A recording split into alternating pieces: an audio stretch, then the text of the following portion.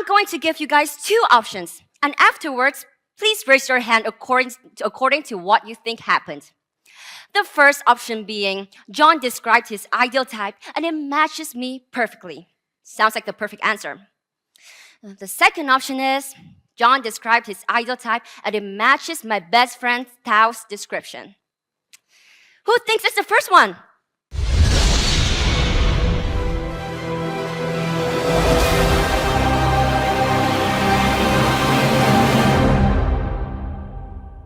Welcome to Manosphere Highlights Daily. In this TED Talk about toxic femininity, I appreciate how this lady essentially makes many of the points we discuss in this space about leftover women and the unrealistic expectations women have.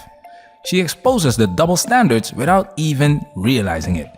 This is where commentary comes in to put everything in perspective for men to understand and protect themselves. The link to the full 18-minute TED Talk is in the description, guys. We're gonna highlight the key points. Let's talk about it. We men ain't we? Yeah. We men ain't we? Yeah.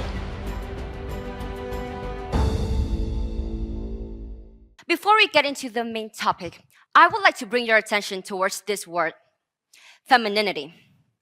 So, what is femininity? Is it like, you need to start wearing some makeup? Or is it like, you need to talk in a more calm manner? These are often the stereotypes that comes along with this word. But if we're basing it off on the official definition only, then it is the qualities or attributes regarded as characteristics of women and girls. Conversations about femininity are common in our everyday life, and people tend to use the word feminine as a way to describe themselves or the people around them. People equate femininity with being a woman who embodies the characteristics of being nurturing, demure, or sweet. But femininity cannot be understood as a fixed set of essential traits that characterize all women. As a scholarly concept, this word can carry diverse meanings and numerous interpretations.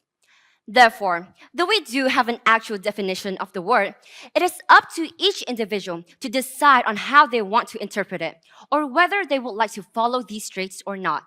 This is exactly why people, particularly men, are confused, because everything about the modern woman is up for interpretation. Let's give you a perfect example. Okay, I am the problem. I went on a date with this guy and he was like, it's getting late. Do you want to come back to my place? And I was like, sure, but I'm not going to sleep with you. Like, that's not happening. And he was like, that's totally fine. Just come over. And I was like, cool. So I go to his place. He respects my wishes. He's so nice. He cuddles me all night. And I'm like, are you gay? Like, what? And like, I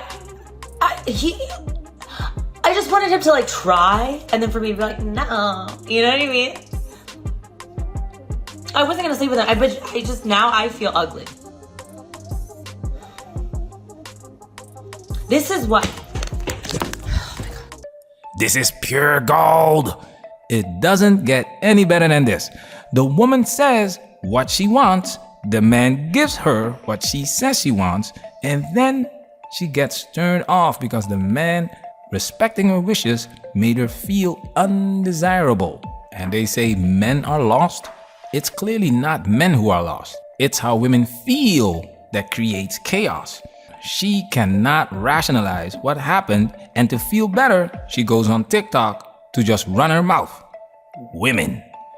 That's why women prefer things to be flexible and not set in stone. It removes the pressure of conforming to an ideal or standard and being held accountable. However, this flexibility doesn't apply to men. Now, we're gonna let her talk for almost 4 minutes as she provides a perfect example of what the recipe for a leftover woman entails. Today, we are going to focus on two main aspects of toxic femininity from a feminist point of view. The first one being coercing women into conforming to the traditional feminine traits. Lots of young girls might think to themselves that they are already aware of these expectations and that they would never follow it. But I am certain that at some point in our lives, we have all felt the pressure to conform. including myself. This is me back in primary. Now, just by judging from this photo, do you think I was shy or perhaps maybe I was already confident? Can somebody have an answer, please? Anyone? Yes?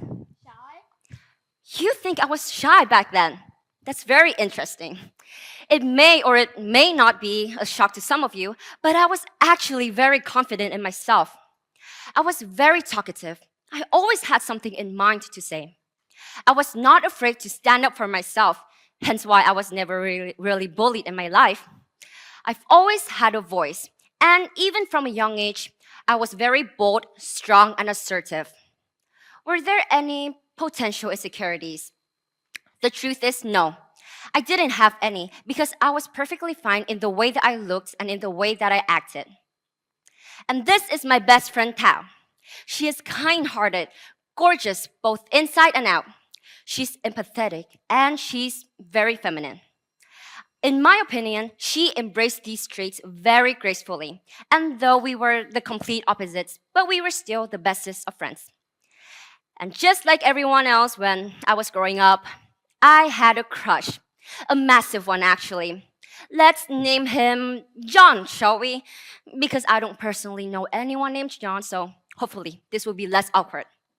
There comes an opportunity, and it was my time to see whether this guy likes me back or not. So I thought I was being smart, and I asked him the typical question.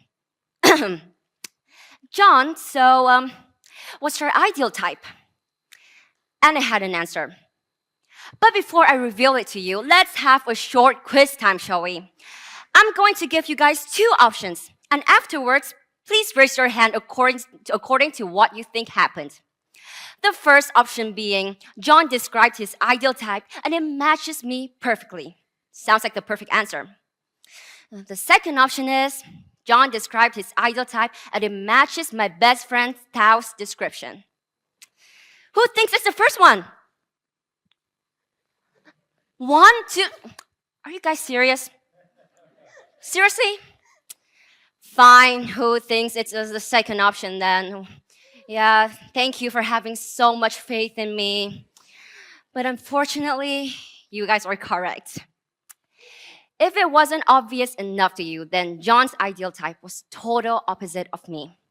He said he prefers girls who possess more feminine traits. And that is not a bad thing at all. It's all about the matter of preference. But for me, at such a young age, I couldn't comprehend this fact, and I let it dictate my perspective on what being feminine is. At this point, my whole world collapsed.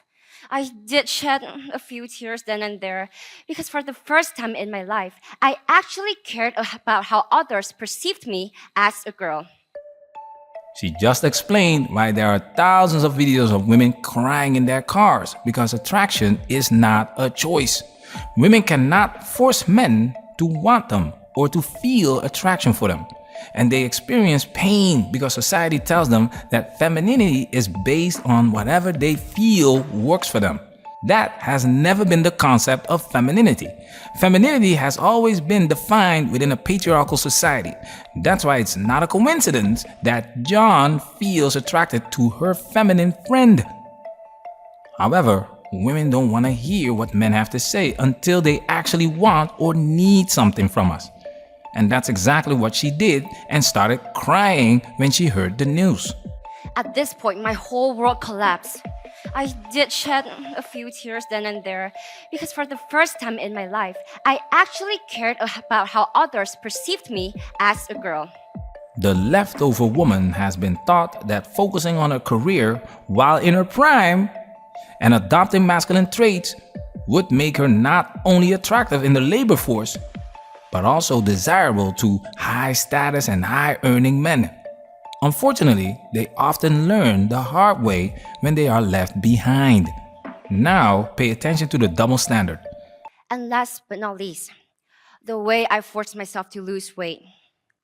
The scale became my biggest enemy, and it is still a very traumatizing experience up until now. It happens all around the world, but especially for Asian standards, your weight is something very important to you. Even if you're at a perfectly normal or healthy weight, you would still be judged because their standards are simply impossible to attain. After every single meal, I would step on the scale, looked down at the number, freaked out, stepped down from the scale, and then proceeded to starve myself for days. It is not a pleasant memory, and it is certainly not a healthy way of living. But it is an example to show how far young girls and women are willing to go to in order to fit in. I'm willing to bet $100 that John is not fat, John is not average looking, John is not short, and John is most definitely not broke or a low status man. Because women have the tendency to overlook average men. They don't see them. Like I always say, women are women first. Check this out. Do you expect a dowry for your marriage? Of course. Can you give us an estimate of how much?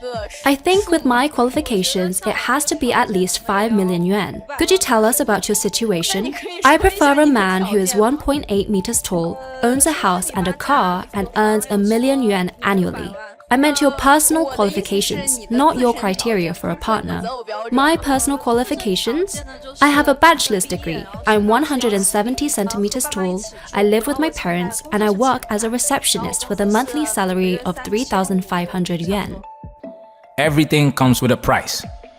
If a woman wants to date a high-status man who has an abundance of options, she will have to compete with other women and meet his preferences, not the preferences that feminism deems valuable. It's interesting how this woman immediately starts talking about what she wants, and after the reporter corrected her, she quickly shifted to mentioning her bachelor's degree and job. This clearly indicates that she neither knows nor cares about what a man wants, yet she still expects men to adhere to traditional gender roles.